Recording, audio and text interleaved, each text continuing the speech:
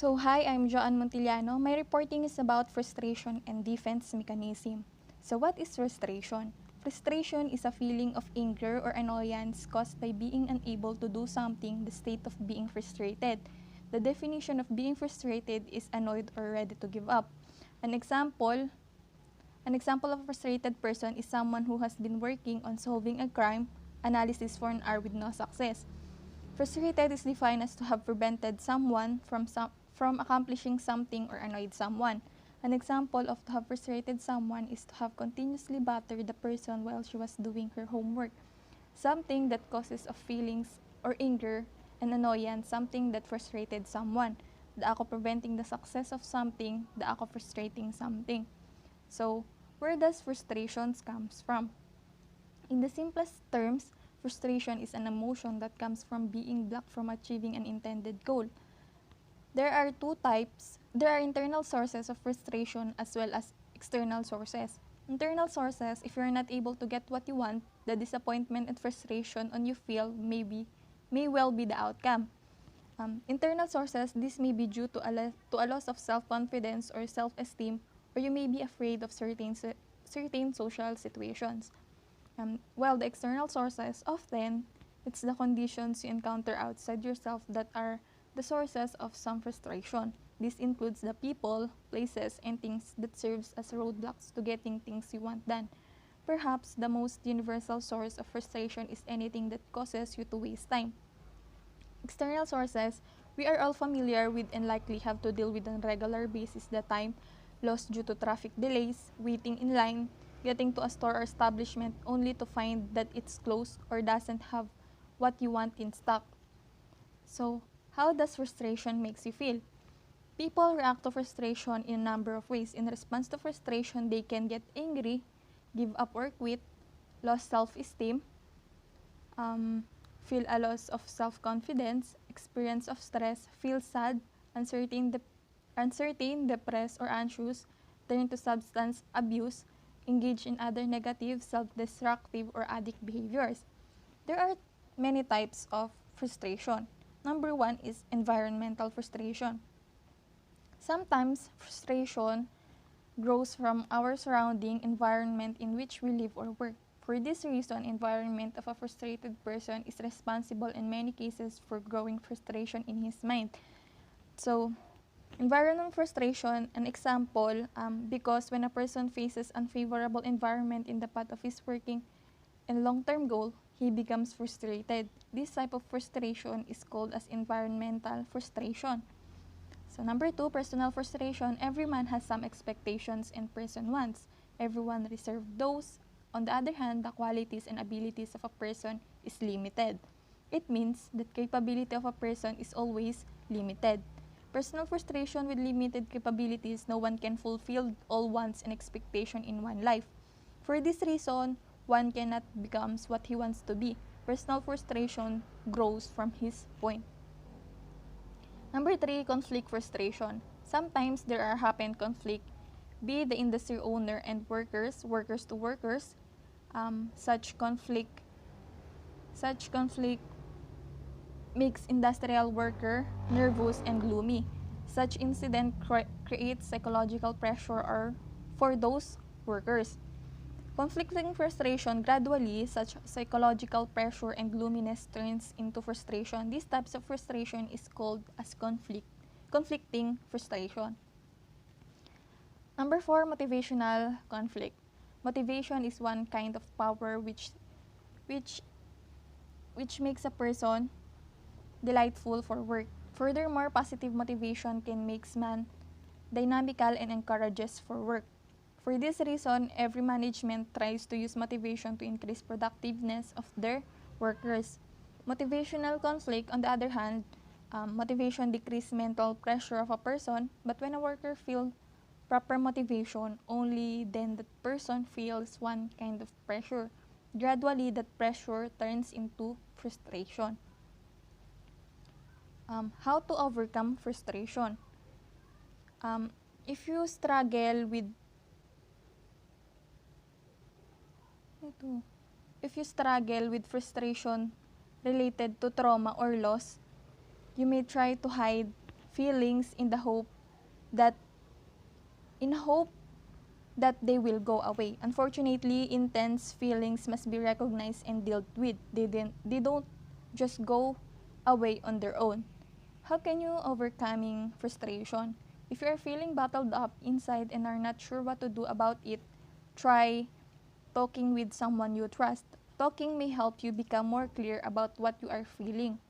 Number 2, talking out loud to yourself. You can even use a recorder and play back what you've recorded. This helps you hear yourself express your feelings as though you were listening to someone else. Number 3, writing about your feelings. It may be helpful to make a list of everything that is bothering you. You can then decide which items you can change and write down ways that you can change them. Recognizing things that you cannot charge. There may be things that you can do nothing about.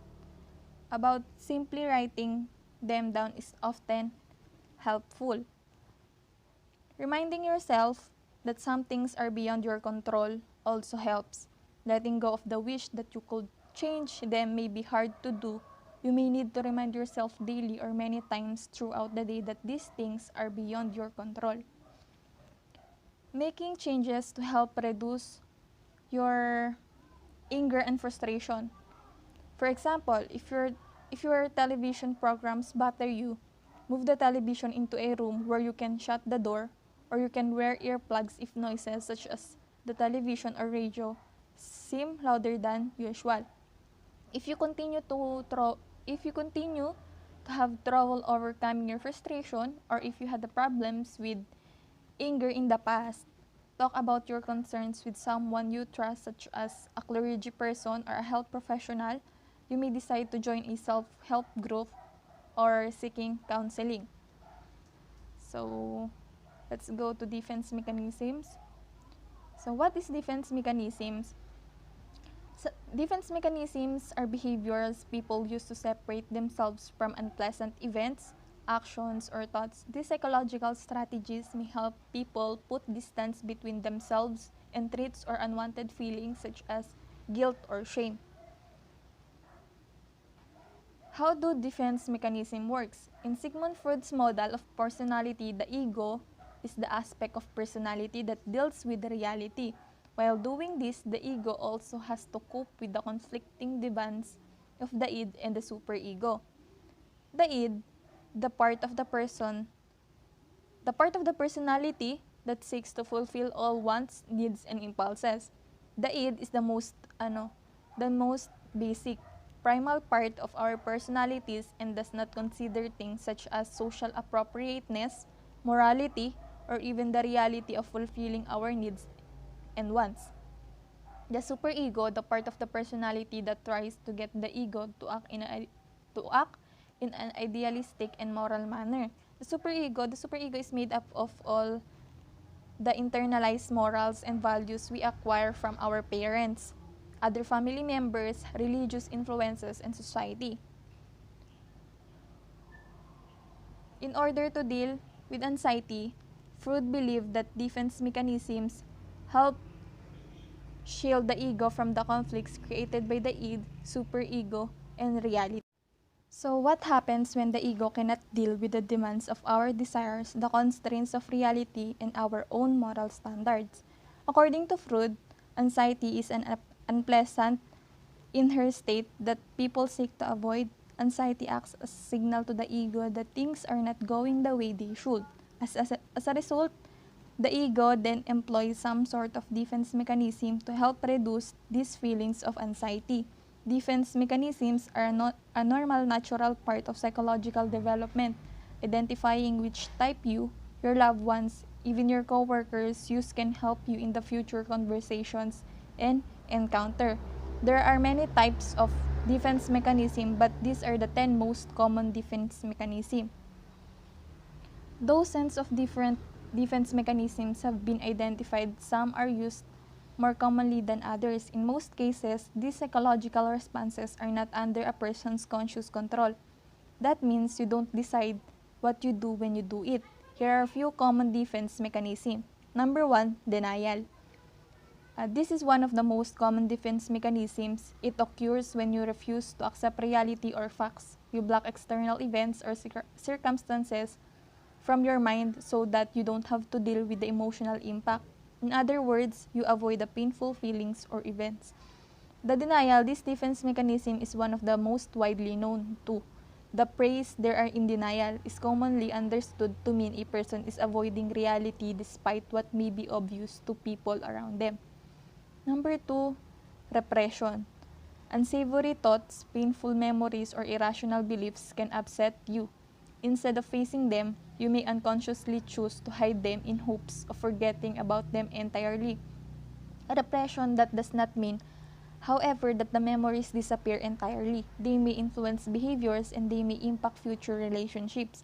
You just may not realize the impact this defense mechanism is having. Number 3, projection.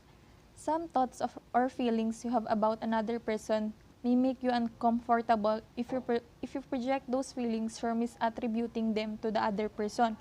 Projection, for example, you may dislike your new coworker, but instead of accepting that, you choose to tell yourself that they dislike you. You see in their actions the things you wish you could do or say. Number 4, displacement. You direct strong emotions and frustrations toward a person or object that doesn't feel threatening. This allows you to satisfy an impulse to react, but you don't risk significant consequences. Displacement, a good example of this defense mechanism is getting angry at your boyfriend or students because you had a bad day at work. Neither of these people is the target of your strong emotions, but reacting to them is likely less problematic than reacting to your boss. Number 5, regression. Some people who feel threatened or anxious may unconsciously escape to an earlier stage of development. Regression, this type of defense mechanism, may be obvious in young children. If they experience trauma or loss, they may suddenly act as if they are younger again. They may even begin wetting the bed or sucking their thumb.